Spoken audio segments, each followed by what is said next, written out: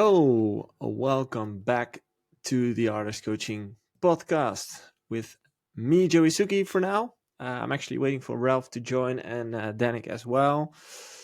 We have another special guest, as I said. Dannic will be here today with us. Jay is still traveling. He's still on a holiday with his family, so he's taking some time off and enjoying that very much. What's on the planning for today? We're gonna catch up with Dannic and see how he has been, how he has spent his last year, what he's working on at the moment, and obviously we're gonna answer all of your questions. I already noticed a couple of questions coming in on the Discord channel, so we're definitely taking those in.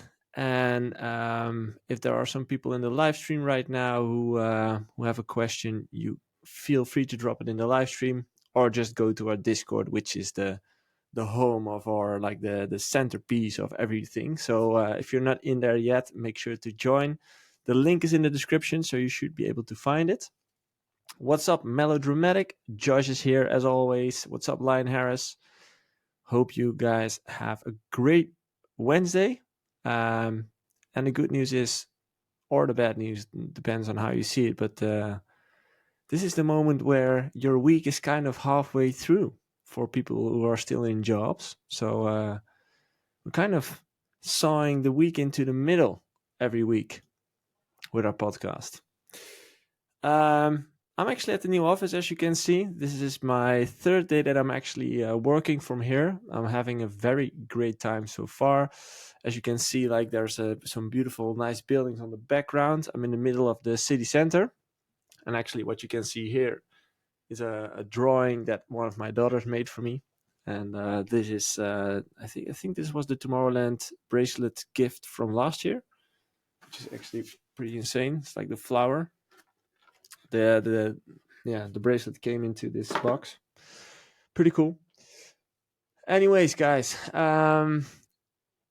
I'm not sure if you've seen it or not, but last week I also watched the AVICII documentary. It's probably the main thing that most people talk about at this moment in the music industry.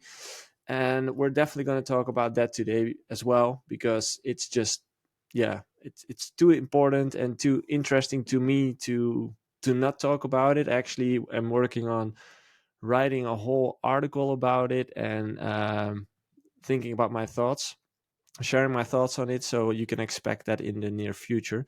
I see Dannic is in the waiting line, so I'm going to get him in. Whoa! Yo, we're live, just so you know. Live, what's up? I was rushing. No worries. Sorry for being late. No worries. We're used to that. That's the whole idea behind the podcast. It was Breda traffic. Everyone's Crazy. just hopping in, hopping out every moment here. It's like, doesn't matter. All good. All right, perfect. We're still waiting for Ralph, actually, so he's the one who's really late. Oh, see? Nah. Yeah, he's the one who's really late. How have you been? Happy New Year, by the way. Happy New Year to you too. Until what time are you supposed to say that, actually? It depends. I'm gonna say it if I see a person for the first time since the New Year, I'm gonna say Happy New Year. I don't care. That's a good thing. Yeah, Happy New Year to you too. How have you been? Yeah, I'm really good, actually. Yeah? Really busy, but really good. So I'm actually enjoying this downtime before the show season starts again. Yeah. So I've been busy in the studio and working on also different stuff as well, and it's good. It's January your downtime, right? Like January, February. Yeah, usually, yeah. And actually, I had my first Christmas with family and friends for the first time since a long time. Really? Because I had the chance to do, like, okay, Dan, you want to do 3 shows, or you can do them in March. I was like, let's do them in March. Yeah, I can imagine. So, how did that felt? Oh, it was great. Like, no stress, no need of, like, because always in the back of your mind, you're like, oh shit, I have to catch a flight, I have to grab my stuff and be away for a few days. But this time was like no pressure, nothing. I even made some music, had some time to chill, so it was great. Do you even, like, really experience the Christmas feeling when you're touring during Christmas? I do, actually, because like the hotels usually they have this massive Christmas trees and all that kind of stuff, and of course, like, I'm 24/7 in contact with my family. So I Yeah. try to. Yeah. I'm just wondering, like, to me, it's been a tradition for many years, obviously, and I can actually still remember the Christmases of when I was a little kid, like the smell of candles. Do you know what I mean? Yeah. Yeah. If I smell a candle that just went out, so the smoke comes up, right? Like that smell, Yeah. Yeah. it Yeah. kind of Yeah. makes That. me think about Christmas. It's a big trigger. But is there anything for you as well, like which really makes you think of Christmas? Well, actually, the Christmas tree itself, Ah, yeah. it's we always have a real one, so it Yeah. smells really good. There's And two camps, right? Fake people, real yeah, people. Yeah, oh yeah, I don't. But I can see why a fake Christmas tree would work. It's always the same one. It's always working, so that's true. great. But I like the smell of a real one. Look, there he is. Hello. Hello, Hey, Ralph. What's Ralphie. up? We're live. We're live. All right. Hello, Are you everybody. on your standing desk right now? Oh Yeah, yeah, I was sitting all day and I thought to myself, it's a nice time to stand up. that's Standing up good. for myself. Yeah, it's nice time. Let's go. Raise your Hey, glass. Dan. Nice, Hey, Nice nice sweater. coloring. hey, We're kind of in the yeah, same yeah. tones today. Like, Unbelievable. It's Yeah, but the you have the Christmas winter zipper. winter I have the edition. So zipper. I Yeah, was like, true. Oh, That's true. How have you been, Ralph? I've been good. Yeah. Yeah, wait. I need to fix the lighting. As always. we came so Boom. prepared today. Ooh, nice. I need to This one is fix my called red lighting here as lights. well. It's not perfect yet. Like, I look a bit yellow. Hmm. Yeah, same here because I have this. Was it purple LED in front of me? So it looks a bit like I'm. I went on holiday for 3 weeks in the sun, but that's not the case, unfortunately. Hasn't been the case. Are, Fake it till you are you make it. going on a holiday? Because usually you do, right? No, usually I do, but this time around, no. I probably go. Well, something with shows, and then I try to extend it a few days, and then Wow. Is that something you enjoy. do regularly? Like extend your trips when you Not took? regularly, but sometimes, yeah. If it's like a really nice destination, then I'll probably stay a bit longer. Oh, there goes Ralph. Yeah, He's mad. that's He rough. left the building. Yeah, when he's not interested, he just leaves. And what about you? Are you planning on something, or you went with? No, normally, well, no, not normally, but we used to go to Aruba during these periods. Oh yeah, of course. Yeah, Yeah, I was but there now too. since the oldest daughter is kind of bounded to go to school, it becomes a lot Oh, more man. expensive. I feel like a boomer podcast Yeah, episode coming up because if you start about the holidays and Yeah, the school holidays, dude, the but prices let's just don't. go crazy when you travel in school holidays. It's insane. Yeah, they of fuck you course. up. Yeah, Plus, it's just busy everywhere. But let's yeah. just, I Let's stick mean, with it's the the music. artist coaching Yeah, podcast yeah, and not yeah. the boomers complaining podcast. That's a good Or a tip. travel podcast. Hey, have you watched the AVICII documentary? Yes. Who were you asking Everyone. to? I know Ralph watched it. I Liked actually it. watched it 3 days ago. Yeah, I think Yeah. me too. 3 or 4 days. Like, what's your thoughts on it, Dan? Of course, we already were a little bit spoiled with the first documentary. So, and of course, I knew. No, I didn't really knew Tim, but of course, I met him a couple of times. And I knew his story, of course. So there wasn't too much new info to digest, but I definitely really liked it. Like it was definitely emotional towards the end, of course. I was hoping for a bit more background info on some newer stuff, of course, Yeah, like how he was feeling at the end of his life. That wasn't really, like it didn't explain that to me, and it felt a little bit rushed for 90 minutes. Hmm. But overall, yeah, of course, it's one of the goats of EDM, or if yeah, not EDM, but like yeah. He electronic. is, in my He is the opinion, goat. the goat. Yeah, Yeah, of course, like his melodies and what he did for EDM music in general. Yeah. And you, Ralph. yeah, I really liked it. I liked the whole tone of this documentary. It was way more. I mean, it's a tragic event in the end, but the tone was actually pretty Yeah, positive, true. and what he has contributed and what he did. For me, he already was the goat. Now I'm even a bigger fan. I think he's lonely at the top of how good he is at making electronic dance music, and nothing comes even close. Yeah, I really had a good time watching it. It was really interesting to see where we came from. We got a bit more info on how we started. Also, I never realized the Avicii Feelgood, that Feelgood was a separate person, and Yeah, yeah, I so didn't that know was that too. fun. Yeah, What and do you I mean? still remember the Vicious time when they released their pretty good, because when that was when we were touring Australia, and everybody was talking also already about Avicii, and I was like, yeah, whatever, dude, Hmm. Bassjackers. But Obviously. no, yeah, it's an insane story, and yeah, also insanely tragic. How cool must it have been if he would still be alive? And man, I would be so curious about what he would make now.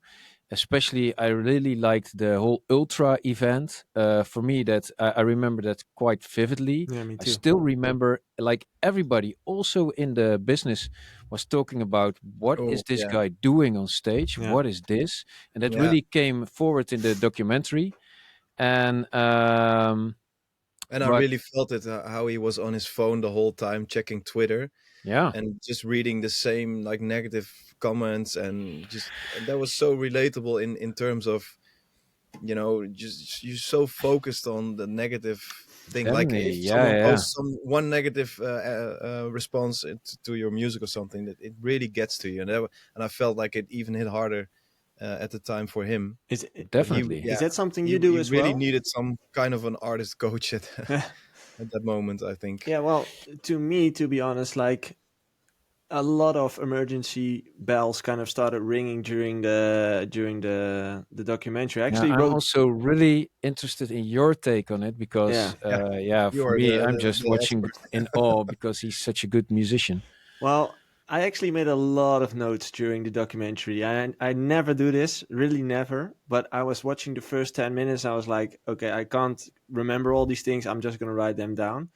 So I wrote Hmm. down a lot of quotes that he mentioned in the documentary, which were like red lights to me, or maybe like signs or something that I was like, this is actually something that somebody should have seen or heard about him.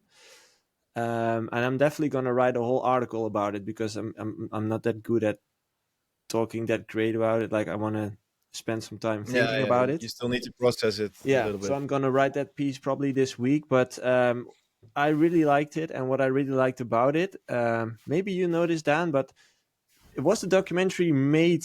Was it already planned when he was alive? Because he does the voiceover and stuff. That's a really good. I had the same question. Must be I think right. he did a more in-depth interview before his Ibiza show, like the last one, at Mm. Ushuaia. I think they used that because he was basically doing his own Almost everything voiceover. until like the literal end. So Yeah, it feels to me like they were already creating the documentary, and then suddenly Yeah, he died. But what I understood was that also they, but I read it somewhere. I don't know if it's true.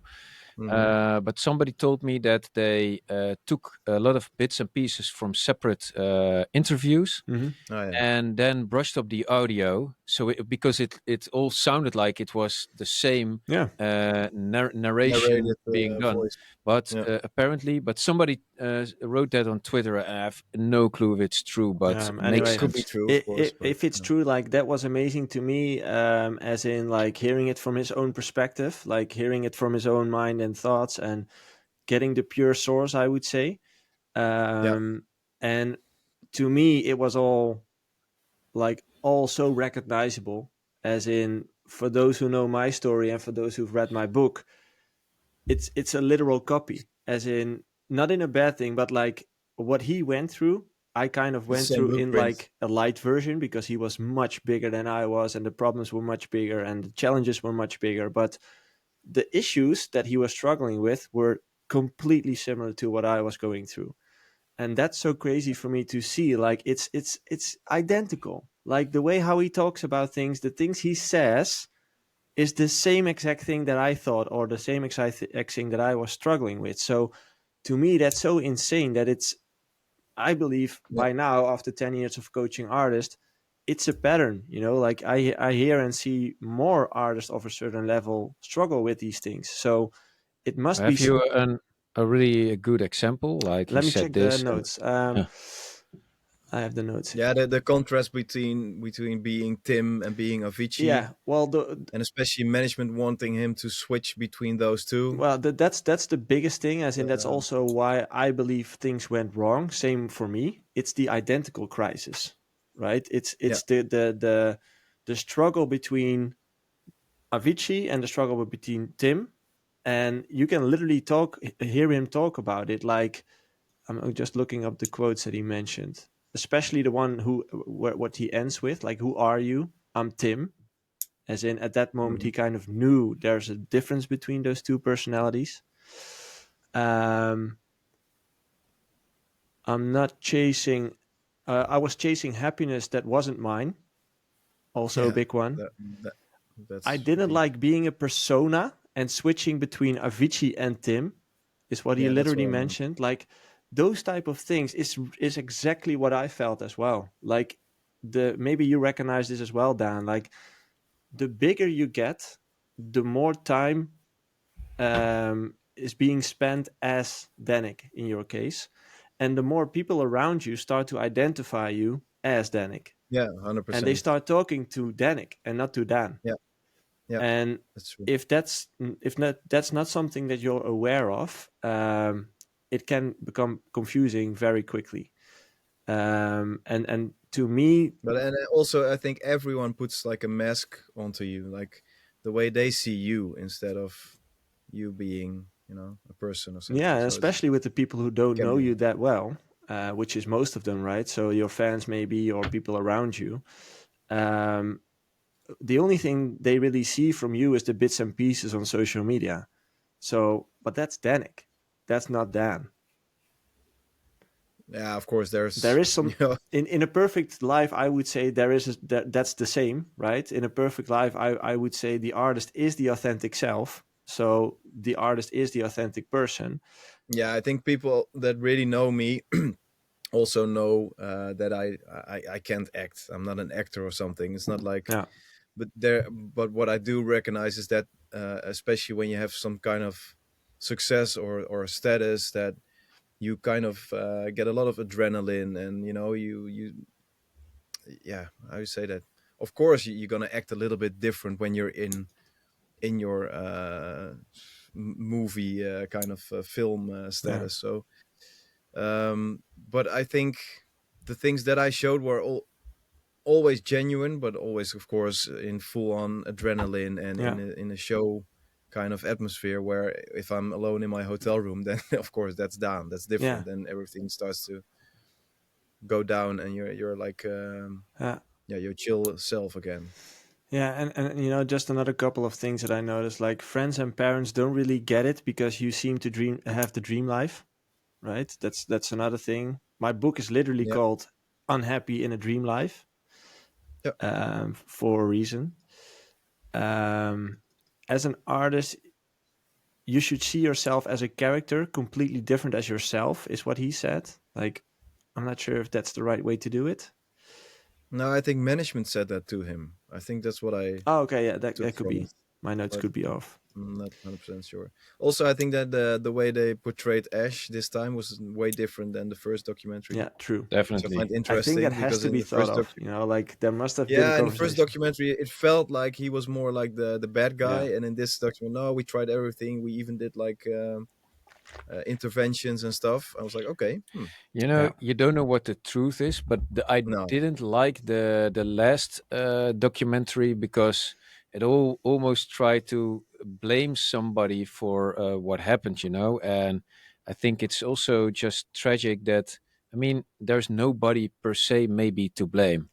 no, I really don't know. But last in the previous documentary, like everybody afterwards was talking like, "Whoa, that Ash was a big motherfucker," mm, and and this time it was actually my my take actually was, well, whoa, dude, he's a really good manager actually, yeah, yeah, and yeah. I would say. because that's the kind of manager you want on your side. and then you also want somebody else. Of course, he has an incentive to let you do as much as possible, and on the other hand, you must have somebody who kind of calms that down. And Balances it out. in the Yeah. first part, I was amazed by the documentary, but later on, that was reversed. The first part, I was always thinking he was on tour with his entourage, but I never saw his parents. And for me, that was like, wow, his parents. I saw his dad talking, like really collected and calm, and about his son, which is also pretty admirable. And but then later on, you saw him also on stage with Tim, and so that was gone because at first I thought, if only his parents would go with him and keep him grounded, because usually the parents are one of the key factors in keeping people grounded. I think that's also in Robert's case quite an important figure. I Garrix. know in Martijn's case, his parents are important figures, Yeah.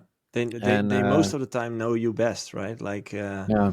in most And, cases. and for me, actually, that was the most tragic thing because then afterwards, in conclusion of the documentary, it seemed like his parents were really involved, and then I was like, oh shit! And then still it goes wrong. Mm. That was maybe one of the most, especially as being a parent. Yeah, you think if you're there, you can always be there and help them, but yeah, apparently Yeah. Super it's not so tough. simple. One of the Yeah. things that really hit me was that he said, like, I think that was around the end where he said, "This is how my ideal life looks like, content." And to me, that really hit, as in what he also mentions, like he was trying to achieve more and more in life, right? Like doing more gigs, more success, more money.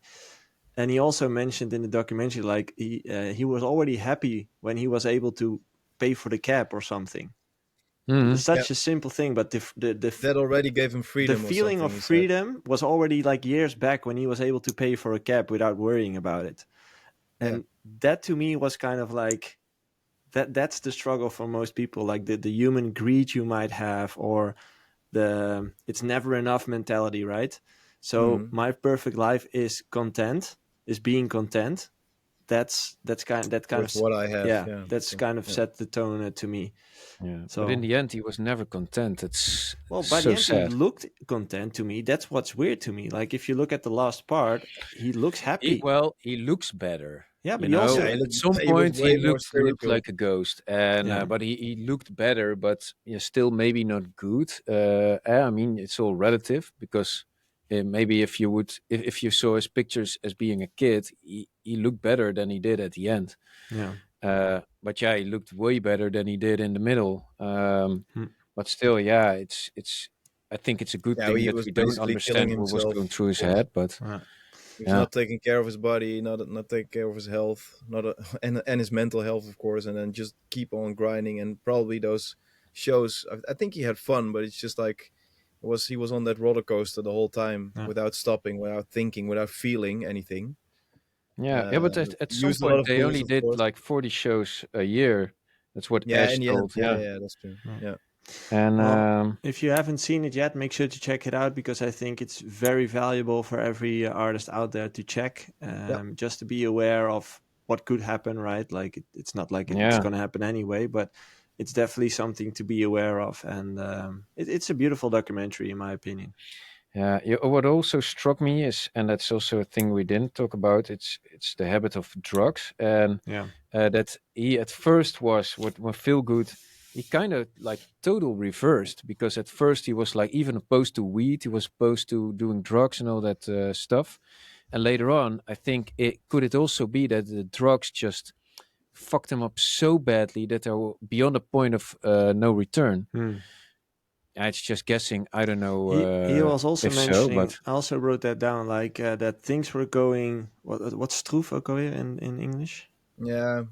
Tough, Tough, like like things were going tough without alcohol, and with just a few glasses of alcohol, like the sharp you edges loosen were up. taken off, right? but that's really recognizable. That Yeah, of I've Exactly, course. seen. Like that's what exactly. Marlon did. But that's the same thing. One of the things that I also recognized back then, Yeah, at an early age, I also did like 2 3 drinks before I went on and did the show, because it just makes things a little bit more easy, right? And it's just like an entry drug, you could say. Like it Mm. might start there, and if you're a bit more easy for addiction or something, like I'm not very how do you say that, like adaptive to Yeah, you don't get addiction. addicted. Yeah, not that quick, at least that I know. But if you are, then that's like the killer drug, right? So Yeah, of course. yeah, it's there's a lot of Becomes a things habit. in there, and I'm definitely gonna dive deeper into it. But it's a must see, in my opinion. Um, let's go to the clip of the week. The clip And is. I'm Ooh. very curious to hear Ralph's opinion. We need some jingles in here. Yeah, I'm working on it. I have one jingle for the community questions, which will be done later, but the other ones are coming. Nice. Uh, I think with OBS you can do all those. yeah, exactly. Here's the clip of the week. Oh, cute.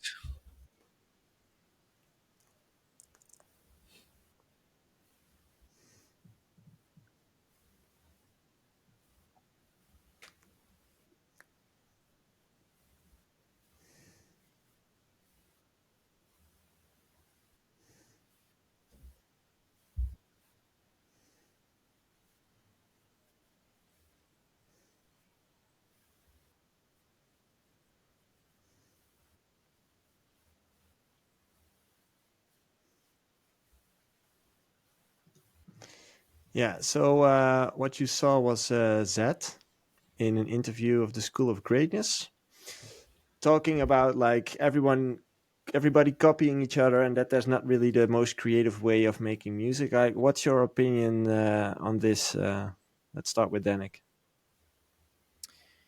This is a really tough discussion because obviously if you look at art, if you look at other factors like even cars are being imitated, or what is inspiration, what is a copy, that's a discussion we can have.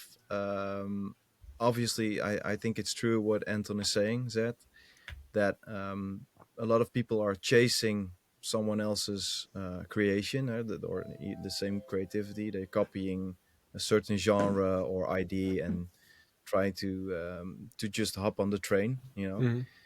It's what we saw with everything that's being popularized or commercialized. Like it goes into the clothing brands or music, like what we had with Fisher. I think everyone was jumping on the tech house trend. Now it's more techno, and those are the cycles, the usual cycles. It's been there since when I started and when Yeah. Rolf and I started making music. I think you take certain inspiration from it and you try to own it and make it genuine or make it yourself, or at least try to just take things that inspire you and then try to make something that's maybe more creative than making a one-on-one copy. Yeah. In a way, making a one-on-one copy is great for achieving more production skills or those kind of things. I think then that's what I also did. Like I was just trying to remake, making remakes, and also just grabbing acapellas, and that really inspired me to make a remix out of the acapella, and that became, I took off the acapella, then you have an original song. So that's a different approach, of course, but it's a tough Mm. discussion, I think.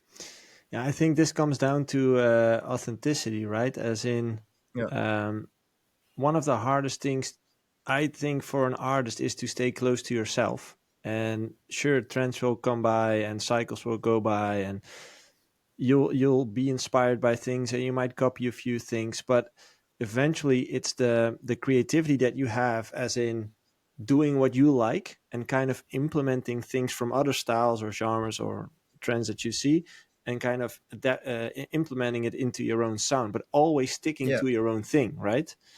But that's already step two. I think Mm.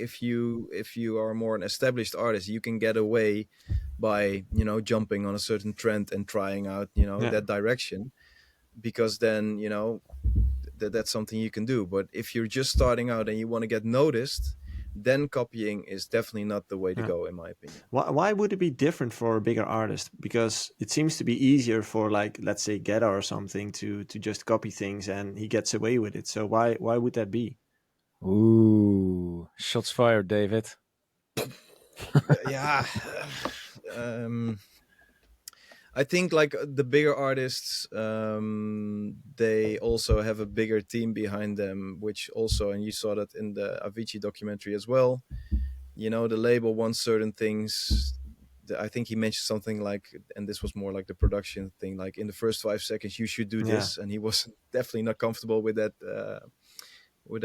Thing. Like the rules Um, of music production, the right? rules, Yeah. you know, they're trying to make the rules. Yeah. So obviously there's a part of that where the bigger labels want, hey David, you should do something more commercial. I think even when I was signed to Spinning, and I love those guys, nothing to disrespect here, they were also telling me like, if you want to have more success and more bigger numbers, then you should cover something, because you know it's a quick dopamine hit for the listener, Easy to and sell. this is also science based. Yeah.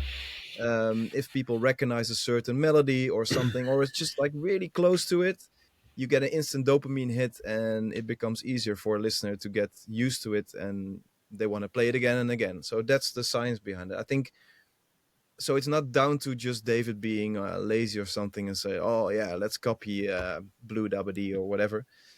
It's always an intertwine of a lot of factors, Yeah. let's say. I thought that Blue was actually a really good copy. Very good. Yeah, but that's what I mean. Yeah, I if, like if, if you the writing on it, and was actually pretty creative. Yeah, I think, like Dannic said in the first sentence, what's copying and what's getting yeah, inspired, and also with the labels. I mean, there's so many things that push you in a certain direction. I already said it before.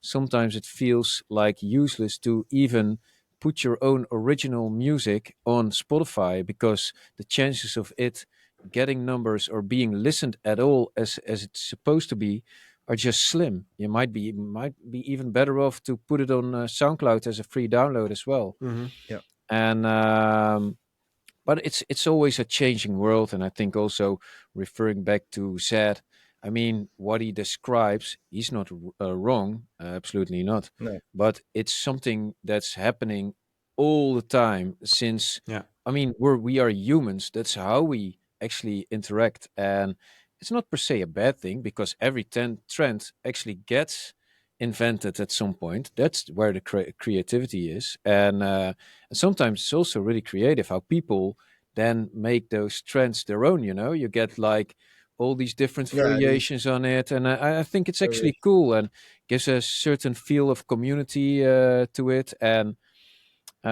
yeah, so I think it's just human nature, and it's not bad per se. And I mean, creativity, it's a really an idealistic word and all, but like Danik also mentioned, for me that was also one of the ways to learn music, is to copy. It's actually really cool to copy, to learn how things are made, and the more you know, the more you can make. So yeah. Yeah, but I think bottom line, and that's exactly what Ralph says. It's okay to copy if it's for your own like training purposes almost. But No. bottom line is, when you want to break through and you want to get noticed, I don't think copying is the right direction. Yeah. No. Um, yeah, that's it Okay. basically. But please do make covers. It's one of the easiest ways to get noticed, because, I mean, we have a DJ here in the middle. For me, he's sitting here, Who is he? and no, I Or think even remixes is maybe, that's Yeah. also how I started, yeah. making tons of remixes of famous songs. But But then, then isn't it obviously, also that when you see something coming by in your mailbox and you think, oh, a cool new like Coldplay Clocks remix by Henky Henky, Sultano. Henky's I'm great, just saying a name, and yeah, you think, oh, Clocks. I'm actually curious. What would he or she do with of Clocks? course. And it's a way to stand out. But in the end, the end goal is to just make music as you like it. And yeah, I think originals are the coolest part of making music. Cool. Let's Cool. go. Community questions. Yeah, Yeah, that's it. That's it. Dude. That's all AI over there, Dan. That's all Oh, AI. really? Yeah. I was just gonna say, like, is this your? No, I've This been Jay's voice. grinding Suno for like a couple of weeks now, and I'm working on a couple of jingles. So I'm getting there. It's Nice. It's your voice. no, it's I don't know whose voice it is, like an Oh. AI. Yeah, but Suno's Text just to great, speech. man. It's insane. But I really like this Can't jingle. wait to be out of a job. Yep. Let's check because quite some questions came in. That's great. Oh yeah, question from Jelly Boner in the community. When you guys work with someone that uses a ghost producer, how do the artists then play it off most of the times? Are they hiding it and are ashamed, or are they open about it and tell you? Well, Yeah. A bit of both. Actually, yeah. Sometimes, sometimes talks get a little bit weird, but yeah. Weird in a way that they want to hide Y- it. y- yeah.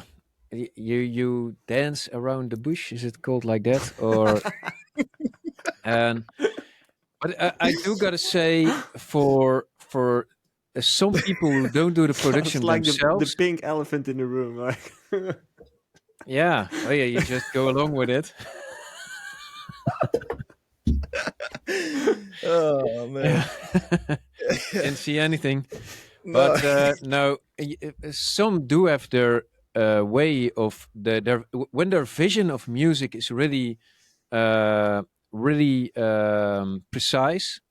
I actually don't mind that you don't do the production work No, of yourself, course, yeah. and also the people we work with.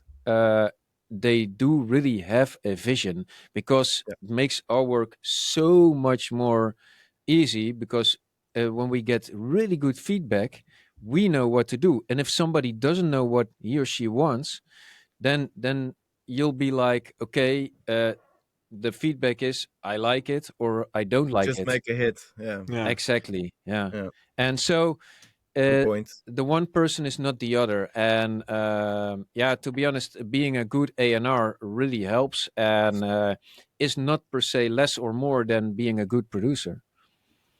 Yeah, I think the best example is still like Tiesto. I think we talked about it before, but he's one of the best visionaries and A&Rs there is. No.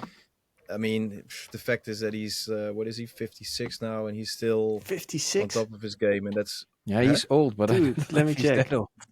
56. Wait, This 55. could be. Holy shit! And Yeah. in 9 days, 9 days he's turning Yeah. 56. Two. Yeah, well, I was close. Oh shit, you're pretty close. Yeah, you are. Anyways, so is it a problem that? But he was always next to his ghost producer because he couldn't, you know, he couldn't work with a computer. Okay, but that's fine. But he still knew exactly what he wanted, and he didn't came up to the ghost producer said, "Yeah, I want to make a hit. Let's make a hit." Yeah. Like Traffic and all those big hits that he had back in the days was all in his head, and he just explained it to the guy at the with the buttons. Yeah. And So the answer to the question kind of is yes, people sometimes dance around it, as in they're not always clear about how things are actually going. Some don't care; they just want success, and you just stop working with them. But would you say And, it's about the success, or do you think they might more approach it as a business and say we're just running a business here? yeah, kind of like that. They just don't know what they want, but they in the end, they're out. If you're having a business, is about being successful, or else Yeah, you are about the art and yeah, true, call yourself an artist or something. Or true. Okay, yeah, great. but yeah, sometimes it gets awkward. Nice. It would be nice to be a fly on the wall in those conversations, like just watching how everybody's body language and stuff, like starting to move and like Yeah. getting Yeah. awkward. Yeah. A question from Sahara in the community. Can you guys go a bit more into detail in terms of production, mixing, and mastering? Do professionals like you do all of it, or focus on production and then hand it over to mixing professionals and finish the project? So do you make your own track and then send it off to external mixing and mastering services, or do you do everything by your own? Yes and no. I used to do everything myself, mixing and mastering, also for my label. And I still do, because I'm still a geek about having my mix as perfect as possible, and also the final master. But I just recently have this guy that is amazing. He's called Bram. He's from This Mix is Sick, Bram. and he has like analog gear. Yeah, it's a great name. He has analog gear that basically does the end sauce. It's not like he's not doing anything crazy with EQing. It's still my mix and my master, but he has this extra. I don't even know which device he has. Like he has a studio which has like 100K equipment, and it just opens up the track a little bit more. And I felt like, oh, this is great, because I have an extra pair of ears, Yeah. and it really helps me get to the next level. But Oh. I don't do it every time. It's just when I have this track that I think can use this little extra, and I just don't know how to get to it. But this is just perfectionism at its finest. Yeah. Sometimes I'm even amazed with if I listen to the earlier versions, and I'm thinking like, "Whoa, dude, what were you thinking, man? It sounds so shitty." Always. And yeah, and a few extra pair of ears, it helps so much. Yeah. Especially when you send it to Robert Hartwell, Yeah, then you get humiliated. Like, okay, get him. No, he gets great feedback. But the same goes for me. We send each other back and forth. Also his stuff. Yeah. Because my room is different. My acoustics are different. My speakers are different. And also he's always helps. curious to hear like, oh, what do you think of this? And that's great. Yeah. But I think you should always strive to do as much as possible yourself, because also in the mixing and mastering lies the characteristic of your sound. Yeah. Yes. And Hartwell wouldn't be Hartwell without his own mixing and mastering. Dannic wouldn't be Dannic, and Bassjackers wouldn't be Bassjackers. Not every artist is really reliant on that. I think the most famous example was early Skrillex. I mean, who could master his shit? That was just still insane. Yeah. But you have different kind of. I think, there are some artists that have music that's not so reliant on how you mix or master. But to also answer the question is, I think that's a good point. Is that the first half hour of my production, I never go into like how it sounds. This is the most creative part, and I don't think you should be working on how your synth sounds or something. Yeah. You need to quickly draw down the creative idea, because that's more important, because eventually mixing and mastering is something that you can fix on the way to the finalized product. The way how I always describe that is that the first process of your music production is an emotional phase, as in you just make music with your emotion, no brains. Something pops up, and then afterwards you actually need to turn on your brain and start thinking about, hey, compressor, limiter, EQing, blah blah blah. How does it sound? How do I want it to sound? Like I have some vision in my head. Like I know how I want it to sound, and then I just try to put the pieces of the puzzle together. And that's mixing, mastering, and selecting presets or creating sounds, all that kind of stuff. I still remember back in the days, like I was doing the mixing and mastering myself as well, and I always struggled with it because my studio wasn't that great, so I couldn't hear it that well. And then at a pretty late point in my career, I sent it to a professional mastering engineer. I got the track back and I was like, what the fuck? Like it just came alive, like the whole track came alive. And I was like, but it doesn't always work like this. Yeah, that's true. That's true. Because it's still someone else's judgment on your mix and sound. And because I also tried it once, like, oh, let's do this. I had this more like streaming kind of track. So I was like, okay, let's send it to this master guy. He did like all masters for Alesso and all those big hits. I was like, oh, he's good. And it came back not the way that I liked it. So, this is what Ralph is saying. You have this certain sound, or like how you like it to sound. Yeah. But that's why you should always be in control of that. And in my case, like I like to send it out to Bram just to have this extra... I don't know how to create it, but it's this analog gear that does something. Just makes it alive or something. Like it creates a certain. But it's still Dannic. It's still my mix and master. I never sometimes send you're just too caught up in your own production. You cannot hear, and it's always really subtle, because most of the ears wouldn't even hear the difference. But we do, and it's always or in the far highs or the sub. Mhm. And for me, it's almost never like really in between. And Well, it's the placing of the middle is also very different. Like that. That's no, but when somebody then For sends your you imaging. feedback, and then you go trying, and you just put the EQ on your master and try to put little little, Fixes. yeah, little belts everywhere, and you Yeah. just listen like, oh, if I do plus 4 dBs on, let's say, 50 hertz, man, there's more than enough room for it. It works. So then you know there's something there. There's still room to improve. mm, And then also in the highs, you can try that everywhere. And if it doesn't really, you should then of course maximize the end Yeah. result, or else, yeah, it will always work. But One tip yeah. that I can give people is what also the professionals, me and Robert, also use is match EQing or reference Mm. EQing, mm, where you have this folder of tracks that we really like, and of course you cannot compare a Skrillex track, which is more like, you know, differently mixed than like a funk track that I made. So we always try to reference it to a track that kind of sounds similar or has similar vibes, and just look at the like the, how to say that, the linear scale of Mhm. like, okay, bass is like this, okay, we should add a little bit more high, and then try out, see where you're at, because sometimes you can have like this yeah, you get, your ears also get used to it. So I always tell people to not mix and master at the end of your studio day, because it doesn't make yeah. sense. Your ears are fatigued. There's no way you can get a great mix, Yeah. or you're just lucky. And of course, still the professionals, me and Robert, we still have this master V12 or V20 Yeah. sometimes. There's always something to optimize, but yeah, sometimes you just have to say, okay, it's finished. Continue. Yeah. We have That's true. we have one question left from Ishvar in the community, which might be it's actually for Dannic and Jay, but Jay is not here, so it's to Dannic directly. You might get a little offended by it. Are you open for it? Yeah, of course. Let's go. Okay. I love it. Question Give me some proper feedback. Question to Danik. You guys have a lot of years in the EDM scene. In the golden era, you were making hits and headlining events, but music evolves, and I saw Jay and Danik didn't really evolve with it, meaning making tracks that would bang in 2013, but not in 2024, 2025. Hmm. What was the choice behind this? Good friend of you, Hardwell, did evolve. Wouldn't you also want to evolve? Good Yeah, question.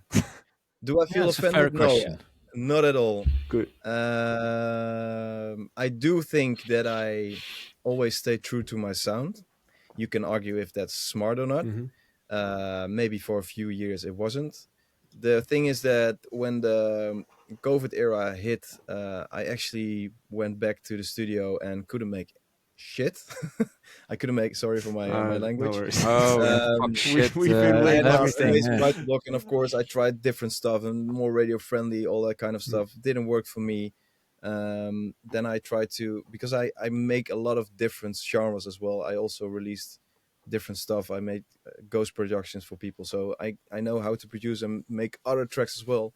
But for the Dannic as a brand, I also listen to my fans in a way, and to the promoters that actually book me, and they were telling me like, you should just stay true to your sound, and of course it needs to evolve. It's not like, I hope it's not exactly the same sound that I did too in 2013, but of course there are some, you know, sounds that you like or mhm, still use, of course. It does it. I mean, if you look at a Martin Garrix third party track, for instance, which is a great track, it's still progressive house like we used to know it. Like there's not like a certain specific sound that is totally brand new or something. Still violins and, mhm, you know, a raging bass line. And so I'm not sure like how Ishnes means that, but I always try to use different sounds, and I always at the same time try to focus on tracks that work in my sets. Hmm. yeah. And of course, also for my fans, the fans that I had 10 years ago, they maybe evolved to different tastes. They have maybe now kids or something, Just and sitting they on a listen bench. to. Yeah, no, but it's part of life. Yeah, So I don't feel offended. I think it's great that people try to keep you yeah. sharp, let's say. But yeah, trust me, I'm always looking for different Mm, sounds and stuff. And at the same time, I also have a business to run, in a sense that I want to release every month, just by keeping myself also busy, but also for my how to say that, my own Consistency. sets. I want to keep playing new music, and there's not, from the 12 tracks that I can release in a year. Of course, maybe 5 of them are like, let's say a 7 or a 6 or a 7, and there are a few tracks that stand out. Of course, that's always Yeah. has been the case, Yeah. True. even in my Mm. popular years. Of course, No, and it not also depends on which bandwagon comes by. And he mentioned also Hardwell, and we could, especially in Holland, could feel early on that like techno was making waves. And I think there were a few like Maddox, Hardwell, also a guy like Danny Avila. They kind of jumped on that bandwagon pretty early on. yeah, But it's also dependent on how far is that next bandwagon far from your own sound. And I think with the whole techno-ish vibes that came by, if I would listen to Dannic's music, it's pretty far apart from this stage we're now in. Should then Dannic, like he would really have to throw overboard what he stands for, like pretty drastically to make that kind of stuff. Yeah. For me, that wouldn't be Dannic as well. I think Dannic is one of those guys that really have. I mean, you can just tell True. what he stands for. Like You really, have a very authentic yeah, I sound. appreciate that. really specific. And so for me, it's kind of logical that Dannic doesn't make that. Yeah, you could try, but yeah, it's not a really good match for us. It's a really better match. Our sound didn't stand so far from what's now the new sound. Yeah, For me, like Maddox with Heute Nacht was a game changer because beforehand, all the techno-ish tracks were really dark and moody. I didn't like that. And then Maddox came with Heute Nacht and I was like, whoa, you can actually party to this stuff. And that for yeah, me was like, shit, Yeah. how could have I not seen this coming?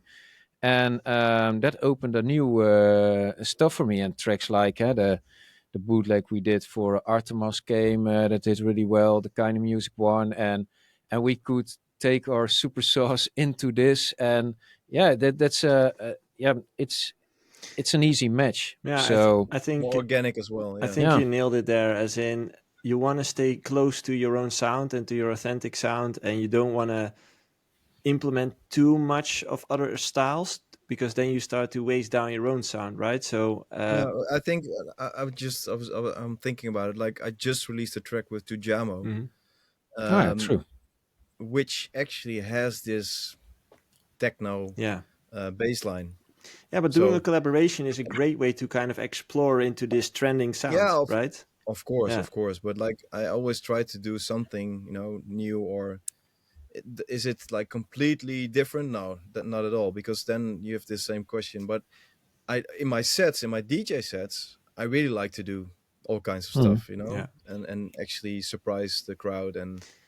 But that's a different story, of course. But for my production side, I like to stick to what I like personally as well. I think that's more important. Mhm. Oh, that's really important, Yeah, especially if because you don't have otherwise, to come up to a scene. I mean, you've made your waves. Also, financially, you could you can take a few hits. That gives you also the freedom to do what you do and to stay true to yourself. I mean, if you're upcoming and you don't have any money and you dislike your work, I can also understand that you would compromise a little bit more than a person like Danik or myself, for that Yeah. matter. Even though yeah. even then it's not that smart, but it's more understandable. Yeah, that's true. Um, Now, save this question also for Jay. yeah. Actually, Jay just messaged when we started that his internet was too shitty, so he couldn't join. Ah, I Oh, didn't even know he was trying to join, to be honest. But he's on a holiday. oh, poor Jay. Yeah. Yeah. Anyway, Jay. um, one thing I Okay. wanted to discuss as well is one of the videos of James Hype that went live last week. I'm not sure if you Oh, ever see the videos of that guy. I've seen this I the think I shit. saw like 5 minutes today, this morning. It was also The first he 5 was minutes. taking Yeah, He it's was that video, as in taking a step back and saying no more. less shows, more focusing on Yeah. music and full potential. All that. Yeah. Yeah, the same thing. It To was me, like So smart. especially the first couple of minutes of that video where he explains himself, I think that's a very, very, very wise decision. yeah, well done actually. Also the Especially in the video looks phase good. where he is as an artist right now. I think he's had a crazy few years. And I think having that realization that he had right now, like realizing that this is not really sustainable and that he's kind of diverting away from what he actually likes. Yeah, what you see in the AVICII documentary as well. Like he actually likes making music in the studio, and now he's touring all the time. That's what's happening with And him. doing live streams. How he Yeah, started, exactly. basically. Like connecting with people through live streams and stuff. He's really going back to where it comes from, as in like how, what he likes to do and taking back everything to the basics. So to me, that stood out because I think that's a very, very brave decision to make at that point in your Mm, career. Yeah. It's what I Robert think did so as too. well. Yeah. He 100%. also decided to get back to the roots, you could say. Yeah, and that's where he actually had a chance to create this new idea of the music that he wanted to make. And also, I think his first Ultra set was more like the raw, really new style. Yeah. And now he's more, of course, evolving it more like it's more, how do you say that, more suitable for his fans and the dance floor by having a perfect balance between more commercial and more hardware kind of sounds than full on Yeah, big room techno. Yeah. How do you want to call it? make it suitable for the ultra main stage. Yeah, Yeah. and but also Tomorrowland. I think even Tomorrowland Yep. is more commercial in terms of, the crowd really wants to sing along. Also, you want to entertain them instead of educating. And, the I crowd. really like that when somebody just reflects, takes on feedback, and Yeah, you could really see a difference always. between Hartwell's first set at Ultra back then and Yeah, the one he did at Ultra Europe. And you could see, and I like that. That's being an artist, that you continuously evolve, reflect. What do I like? What do the people like? And take it all into account and to set down a certain vision. And it doesn't have to be always the same, and you don't have to be stubborn about the things you think of in theory, because in practice it's always different. yeah. True. Well said. And I'm still working on that jingle of Knowledge Bomb. Knowledge bomb. You have a knowledge bomb now. Yeah, you just dropped a knowledge bomb, so you wanna Oh, have a nah, this jingle. wasn't a Or- knowledge bomb. Or professorship. Yeah, stuff like that. That would be great. One thing I want to mention as well, just to close down, is that the giveaway of Ralph is still live. Because last week in the live stream, he announced that he was going to give away a Bassjackers cap and in-depth feedback on one of your tracks if you win the giveaway. Ooh. And I see that already 40 people have entered the giveaway in the Discord. That's a lot of caps. That's just one person winning. Man. So Oh, yeah, that's good. it's just one He was person. clever Like about it. Ralph, Good. cleared him with You know, I don't even mind giving away that much caps, but No. I'm not gonna send them all. Yeah. That's the Yeah, hassle. yeah. That's And so you can Tokyo, you're easy if you're feel free to pick them up at Joey. I'll give him a bunch of caps, and he's now in the middle of Tilburg City Yep. in his new office. Your new office? Yeah, this is. I mean, you do know 13, right? The pop center. Yeah, I know 013, I know for I'm sure. kind yes. of close to it, like 013. 200 meters away. Oh, sick. But what happened to the farm? It's where still you're, there. It's. I think I'm gonna rebuild that as a podcast studio, so we can do stuff like this in real life, and then just have a Hey, that's cool. complete With room beer. dedicated about it. Yeah, dedicated. dedicated. And then next up is office in New York. And Shanghai. Yeah.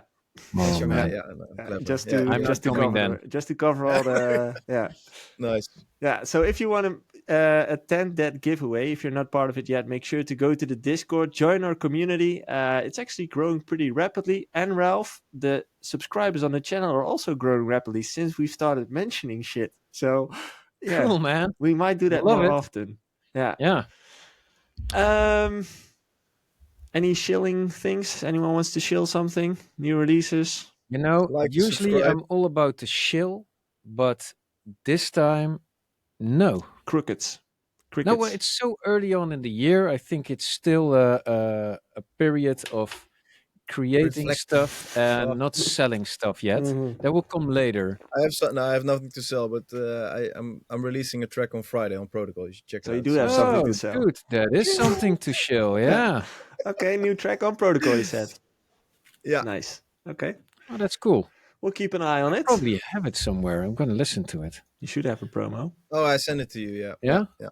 Yeah. It's, You full see, on, guys, that's how it groovy, goes. To all the listeners, people send music to each other. Even when you're at a higher level, it's just a simple email with a Dropbox link. That's it. Yeah. Or maybe even a that's WhatsApp. And still, not a lot of people actually respond to your email, but they do get it. Yeah, So that's good. Exactly. That's how it works. You know, I always open it and then make it unread. So Marlon also opens it. We use the same inbox. Demo, inbox. Yeah. No. But and I don't know if Marlon does his radio show on a regular basis, but we agree to. Yeah, but I think it's important, you know. Yeah, it's important to do the radio Consistency show. is key. Definitely, yeah, and also for the promos, it's nice to show some music also of other producers and supporting each other here and there. True. And yeah. Dan, thank you very much for taking the time Thank again. you guys. Of course. And, maybe next we should time, also do it real life with Dan. Yeah, maybe next point. time we should do it real life. We should have a beer afterwards and in the new podcast studio that yeah, we're gonna build. Exactly. Nice. It's just I'm not a good painter, so you should. It's already painted. Like it just needs a Oh, table and some lighting. It looks insane. Yeah. The guy is a woman. He can decorate. Yeah. I do. JoeySuki interior design. I do have a feminine side, to be honest. But yeah, it's the new office is fully decorated. The old office remains the same, but it just needs an extra table and some lighting and mics and just plug and play. But I'm working on it. Sick. So yeah. Okay, perfect.